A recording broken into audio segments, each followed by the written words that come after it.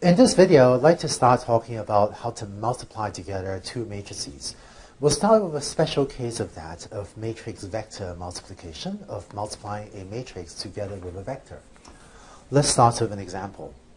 Here's a matrix, and here's a vector, and let's say we want to multiply together this matrix with this vector. What's the result? Let me just work through this example, and then we will step back and look at just what the steps were. It turns out the result of this multiplication process is going to be itself a vector. And I'm just going to work through this first, so later we'll come back and see just what I did here. To get the first element of this vector, I'm going to take these two numbers and multiply them with the first row of the matrix and add up the corresponding numbers. I'm going to take 1 multiplied by 1 and take 3 and multiply by 5. And that's what? That's 1 plus 15, so that gives me 16. I'm going to write 16 here. Then for the second element, I'm going to take the second row and multiply it by this vector. So I have 4 times 1 plus 0 times 5, which is equal to 4. So I get a 4 there. And finally, for the last one, I have 2, 1 times 1, 5. So I have 2 by 1 plus 1 by 5, which is equal to 7. And so I get a 7 over there. Okay? And it turns out that the result of multiplying that's a 3 by 2 matrix by a 2 by 1 matrix, there's also just a two-dimensional vector. The result of this is going to be a 3 by 1 matrix. So that's why I get a 3 by 1 matrix. In other words, a 3 by 1 matrix is just a three-dimensional vector. So I realized that I did that pretty quickly, and you're probably not sure if you can repeat this process yourself, but let's look in more detail at what just happened and what this process of multiplying a matrix by a vector looks like. Here are the details of how to multiply a matrix by a vector. Let's say I have a matrix A and I want to multiply that by a vector x. The result is going to be some vector y. So the matrix A here is an m by n dimensional matrix, so m rows and n columns, and I'm going to multiply that by a n by 1 matrix, or in other words, by an n-dimensional vector. It turns out this n here has to match this n here. In other words, the number of columns in this matrix, so the number of columns, there are going to be n columns. Number of columns here has to match the number of rows here. It has to match the dimension of this vector. And the result of this product is going to be an m-dimensional vector y. Okay, so in other words, the number of rows here, m, is going to be equal to the number of rows in this matrix A. So how do you actually compute this vector y? Well, it turns out to compute this vector y, the process is to get yi, multiply A's ith row with the elements of the vector x and add them up. So here's what I mean. In order to get the first element of y, that first number, whatever that turns out to be, we're going to take the first row of the matrix A and multiply them one at a time with the elements of this vector x. So we're going to take this first number multiplied by this first number, then take the second number multiplied by this second number, take this third number, whatever that is, multiply the third number, and so on until we get to the end. And then we're going to add up the results of these products, and the result of adding that up is going to give us this first element of y. Then when we want to get the second element of y, like say this element, the way we do that is we take the second row of A and we repeat the whole thing. So we take the second row of A and multiply elements-wise with the elements of x and add up the results of the products, and that would give me the second element of y. And you keep going to get, and then I'm going to take the third row of A, multiply elements-wise, with the vector x, sum up the results, and then I get the third element, and so on until I get down to the last row, like so. Okay? So that's the procedure. Let's do one more example. here's the example. So let's look at the dimensions, right? Here, this is a 3 by 4-dimensional matrix. This is a 4-dimensional vector, or a 4 by 1 matrix. And so the result of this product is going to be a 3-dimensional vector. So I'm going to write, a vector with room for 3 elements. Let's carry out the products. So for the first element, I'm going to take these 4 numbers and multiply them with the vector x. So I have 1 times 1 plus 2 times 3 plus 1 times 2 plus 5 times 1, which is equal to, that's 1 plus 6 plus 2 plus 6, which gives me 14. And then for the second element, I'm going to take this row now and multiply it with this vector. So I start with 0 times 1 plus 3, right? So 0 times 1 plus 3 times 3 plus 0 times 2 plus 4 times 1, which is equal to, let's see, that's 9 plus 4, which is 13. And finally, for the last element, I'm going to take this last row. So I have minus 1 times 1, minus 2, or really this is plus negative 2, I guess, times 3 plus 0 times 2 plus 0 times 1. And so that's going to be minus 1 minus 6, which is going to be negative 7. And so that's negative 7.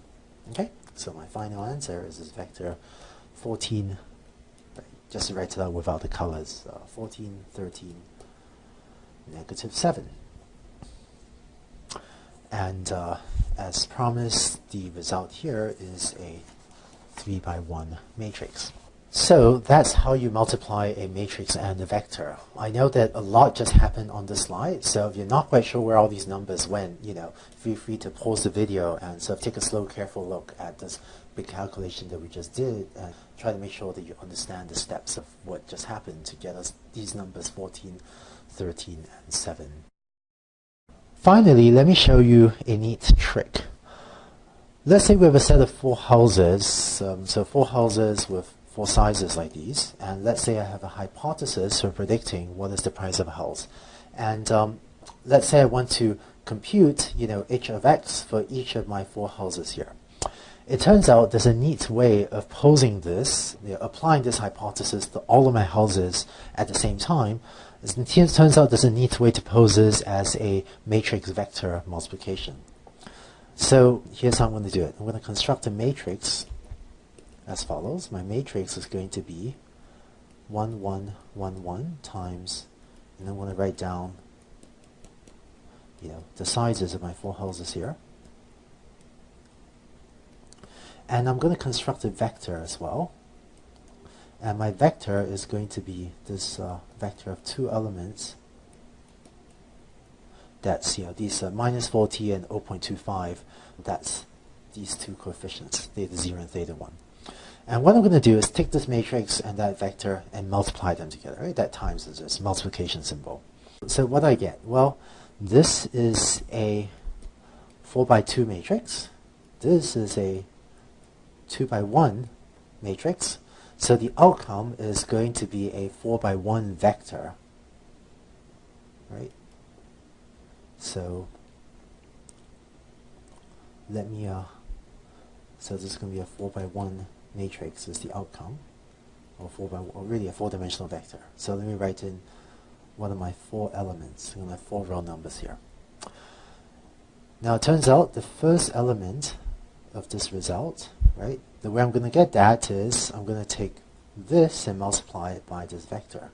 And so this is going to be minus 40 times 1 plus 0.25 times 2104. By the way, on the earlier slides, I was writing 1 times minus 40 and 2104 times 0.25, right? But the order doesn't matter, right? Minus 40 times 1 is the same as 1 times minus 40. And this first element, of course, is h applied to 2104. So it's really the predicted price of my first house. Well, how about the second element? Hope you can see where I'm going. To get the second element, right, I'm going to take this and multiply it by my vector, and so that's going to be minus 40 times 1 plus 0.25 times 1416, and so this is going to be h of 1416, right? And so on for the third and so on for the third and the fourth elements of this 4 by 1 vector. And just be clear, right? This thing here that I just drew the green box around, that's a row number, okay? That's a single row number. And this thing here that I drew the magenta box around, the purple magenta color box around, that's a row number, right? And so this thing on the right, this thing on the right overall, this is a 4 by 1 dimensional matrix with a 4-dimensional vector. And the neat thing about this is that when you're actually implementing this in software, so when you have 4 houses and when you want to use your hypothesis to predict the prices, to predict the price Y of all of these 4 houses, what this means is that you can write this in one line of code. When we talk about Octave and programming languages later, you can actually write this in one line of code. You write prediction equals my data matrix times parameters, right? Where data matrix is this thing here and parameters is this thing here, and this times is a matrix vector multiplication. And if you just do this, then this variable, prediction, sorry about my bad handwriting, but if you just implement this one line of code, assuming you have an appropriate library to do a matrix vector multiplication, if you just do this, then prediction becomes this 4 by 1 dimensional vector on the right that just gives you all the predicted prices. And the alternative, to doing this as a matrix vector multiplication would be to write something like, for I equals 1 to 4, right? And you have, say, 1,000 houses, it'd be for I equals 1 to 1,000 or whatever. But then you have to write a prediction, of I equals, and then do a bunch more work over there. And it turns out that when you have a large number of houses, if you were trying to predict the prices of not just 4, but maybe of 1,000 houses, then it turns out that when you implement this in a computer, implementing it like this, in any of various languages, this is not true only for Octave, but for C++, Java, Python, other languages as well. It turns out that by writing code in this style on the left, it allows you to not only simplify the code, because now you're just writing one line of code rather than a for loop with a bunch of things inside, but for subtle reasons that we'll see later, it turns out to be much more computationally efficient to make predictions on all of the prices of all of your houses, doing it the way on the left than the way on the right, than if you were to write your own for loop. And I'll say more about this later when we talk about vectorization. But so by posing prediction this way, you get not only a simpler piece of code, but a more efficient one. So that's it for matrix vector multiplication, and we'll make good use of these sorts of operations as we develop the linear regression and other models further. But in the next video, we're going to take this and generalize this to the case of matrix-matrix multiplication.